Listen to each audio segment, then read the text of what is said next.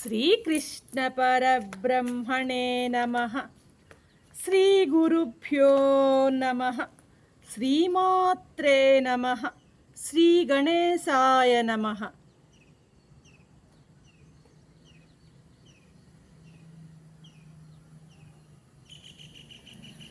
ప్రియాత్మ బంధువులారా, నిత్య జీవితంలో భగవద్గీత 401వ భాగం 16వ అధ్యాయం దైవాసుర సంపత్ విభాగ యోగం.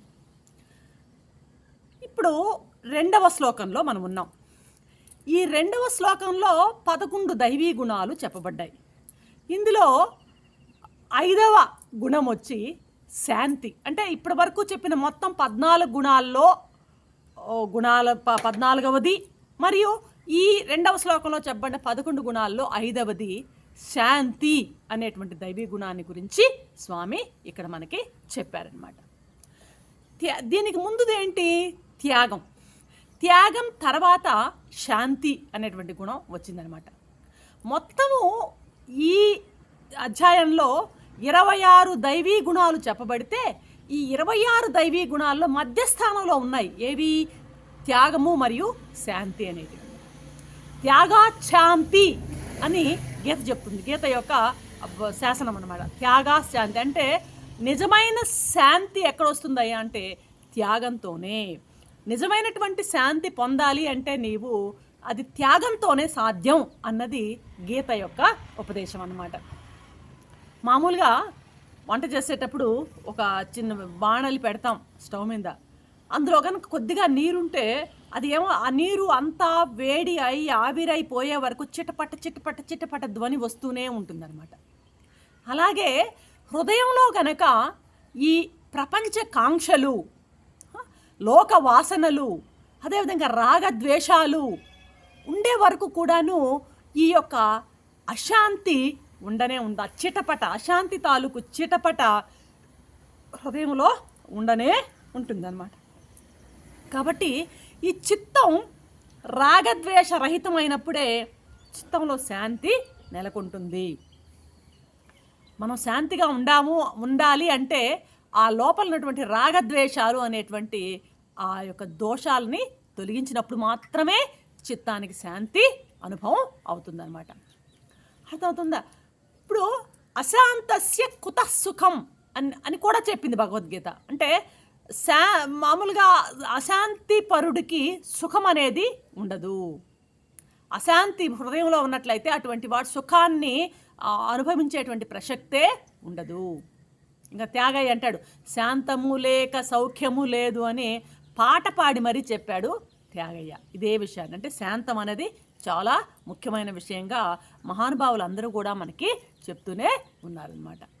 మనం కేవలం నిద్రలో తప్ప మన మనసు నిరంతరం కోరికతోనో లేకపోతే కోపంతోనో లేక గజిబిజితోనో లేక గాబరాతోనో ఎప్పుడు కొట్టుకుంటూనే టప్ప టప్ప టప్ప టప్ప ఆ బాణలిలో ఆ స్టవ్ మీద పెట్టినటువంటి బాణలిలో నీరు టప్ప టప్ప ఎట్లా కొట్టుకుంటుందో అలా మన మనస్సు ఎప్పుడు కొట్టుకుంటూనే ఉంటుంది.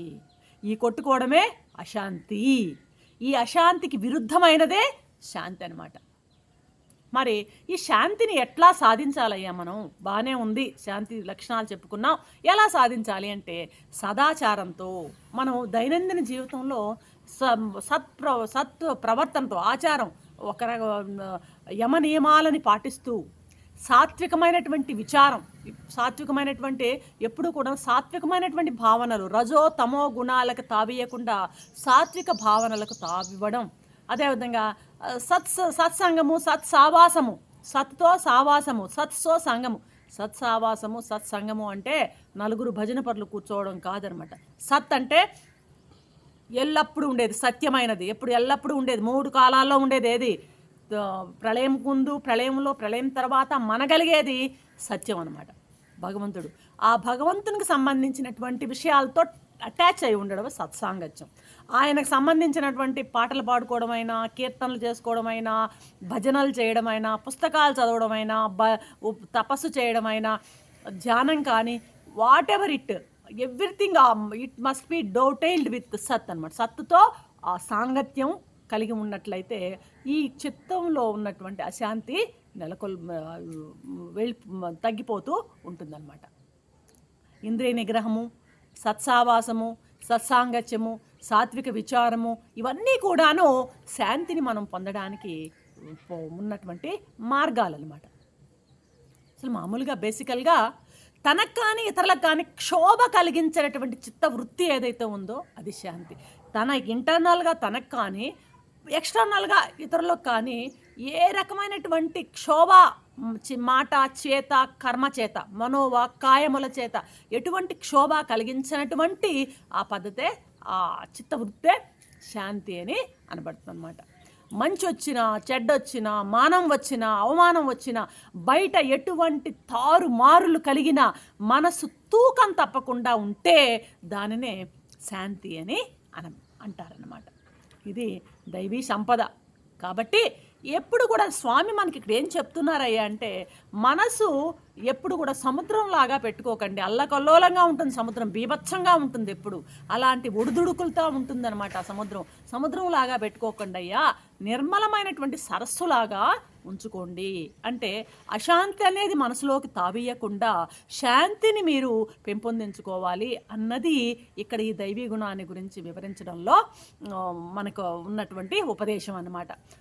మనస్సు గన అశాంతికి లోనైనట్లయితే ఆ మానసిక సమతుల్యత, బ్యాలెన్స్, ఆ మెంటల్ బ్యాలెన్స్ అనేది తప్పుతుంది. ఆ మానసిక సమతుల్యత తప్పినప్పుడు వాడిక పశువులాగానే మారుతాడనమాట.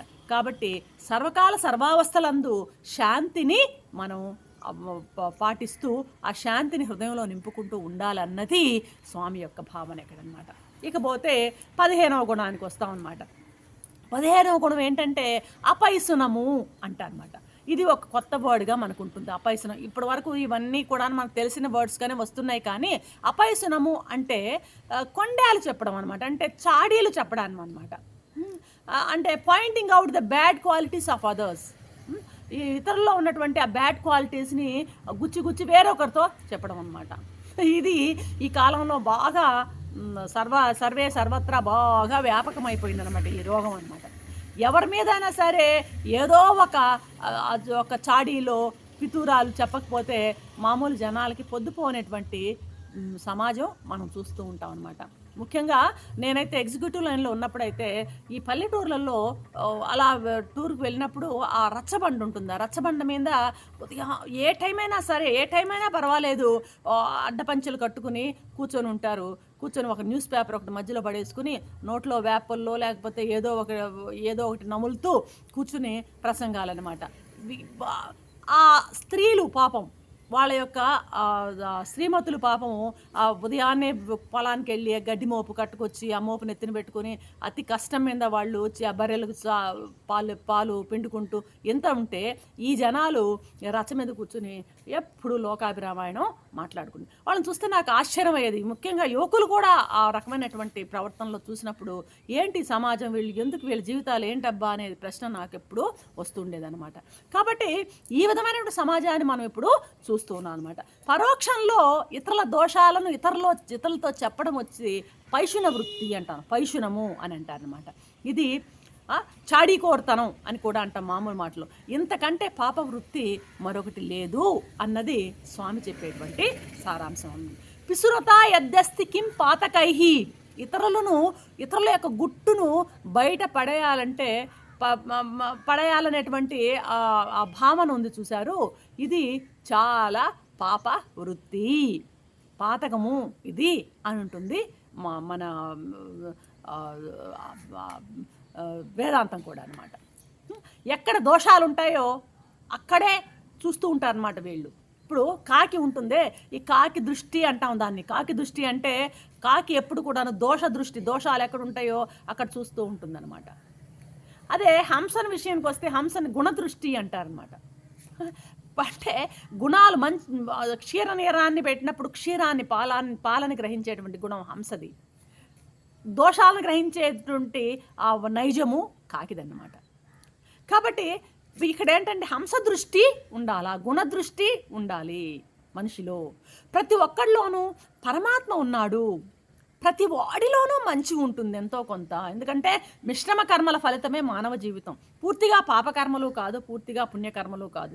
పూర్తిగా పుణ్యకర్మలు అయితే దేవతా జన్మ అవుతుంది, పూర్తిగా పాపకర్మలు అయితే సబ్హ్యూమన్ జన్మ అవుతుంది. అయితే ఇక్కడ 2 మిశ్రమ కర్మలు ఉన్నాయి. వాటిలో ఏదో కొంత మంచి ఖచ్చితంగా ఉండనే ఉంటుందన్నమాట. మామూలుగా అంటుంటారు, ఆగిపోయిన గడియారం కూడా రోజులో 2 సార్లు కరెక్ట్ టైంని చూపిస్తుంది.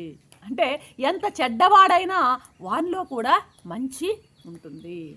హంసలాగా ఆ మంచిని స్వీకరించాలి కానీ కాకిలాగా దోషాలని గ్రహించకూడదు అంటాడు. శ్రీరామకృష్ణ పరమహంస అయితే ఏమంటా అంటే చేటలాగా ఉండు, జల్లెడలాగా ఉండొద్దు అంటాడనమాట ఆయన. అంటే చేట అంటే ఏం చేస్తుంది, ఆ మంచినంతా పెట్టుకొని చెడునంతా బయటికి నెట్టేస్తుంది చేట. జల్లెడ అలా కాదు, చెడుని పెట్టుకుని మంచిని బయట వదిలేస్తుంది అనమాట. ఇంకా చెప్తాడు ఆయన, సూదిలా ఉండు దారంలా, సూదిలా ఉండొద్దు దారంలా ఉండు అంటాడు. సూది ఏం చేస్తుంది, బెజ్జాలు వేసుకుంటూ పోతుంటుంది అనమాట. బెజ్జాలు వేస్తూ పోతుంది, విడదీస్తూ గుచ్చుతూ పోతుంది. దారం ఏం చేస్తుంది, వాటిని కలుపుతూ వెళ్తుంది అనమాట. కాబట్టి ఇలా ఈ విధమైనటువంటి ఉపమానాలు కూడా మన జీవితానికి మనం అన్వయించుకోవాలన్నమాట. మనలో దోషాలను ఇతరులను తెలియకుండా మనం ఉండాలని ఎంతగా మనం ప్రయత్నిస్తుంటామో, నీలో దోషాలని ఇతరులకు తెలియకూడదని ఎంతగా ప్రయత్నిస్తుంటావో, మనలో దోషాలని మనం తెలియకుండా ఉండాలని ఎంతగా మనం ప్రయత్నిస్తుంటామో, అలాగే ఇతరుల విషయంలో కూడా ప్రవర్తించాలి అనుకోవడమే పైశునం అనమాట. కాబట్టి అపైశునము అంటే దీనికి వ్యతిరేకమైందనమాట. ఇటువంటి భావన లేకపోవడమే అపైశునం. రేపటి ఎపిసోడ్లో మరొక దైవీ గుణాన్ని గురించి 16వ దైవీ గుణాన్ని మేము ముందుంటాను. అంతవరకు సెలవు. సర్వం శ్రీకృష్ణ చరణారవిందార్పణం.